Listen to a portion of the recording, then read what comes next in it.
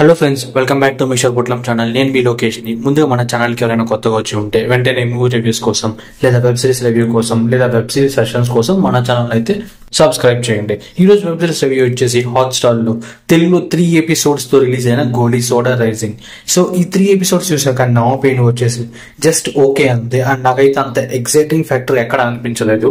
And in fact bore కూడా కొట్టింది. And రాబోయే ఎపిసోడ్స్ గురించి కూడా ఇంకో రీజన్ కూడా ఉంది దీనికి. అదేంటంటే ఈ సిరీస్ లో డాన్ రోల్ లో యాక్ట్ చేసిన శ్యామ్ గారు రీసెంట్ ఇంటర్వ్యూలో ఏం చెప్పారంటే ఈ సిరీస్ గురించి, ఈ సిరీస్ లో టోటల్ గా 10 ఎపిసోడ్స్ ఉంటాయంట. అండ్ 5 ఎపిసోడ్స్ వరకు అంతా కూడా క్యారెక్టర్ ఎస్టాబ్లిష్మెంట్ ఉంటుందంట. And rest 5 episodes will be on a serious note అని చెప్పారు. బట్ నా ఒపీనియన్ లో ఏ వెబ్ సిరీస్ అయినా క్యారెక్టర్ ఇంట్రడక్షన్ కి మాక్సిమం 2 ఎపిసోడ్స్ కి మించి ఉండకూడదు. ఒకవేళ ఎక్కువ క్యారెక్టర్స్ ఉన్నా కూడా మిగతా ఎపిసోడ్స్ లో ఒక్కొక్క దాంట్లో ఒక్కొక్క క్యారెక్టర్ ని చెప్పి ఆడియన్స్ ని కన్వే చేయొచ్చు. ఎందుకంటే చూసి ఆడియన్స్ కి కంటిన్యూస్ క్యారెక్టర్స్ ఇంట్రొడక్షన్ వల్ల బోర్ కొడుతుంది. అండ్ ఎందుకంటే స్టోరీ లైన్ కూడా మనకి ఏం తెలియదు కాబట్టి అప్పటికి. సో చూద్దాం, మేబీ 5 ఎపిసోడ్స్ తర్వాత కొత్త క్యారెక్టర్ ఏమి ఉండకుండా కేవలం స్టోరీ లైన్ మీదే ఫోకస్ ఉండొచ్చు.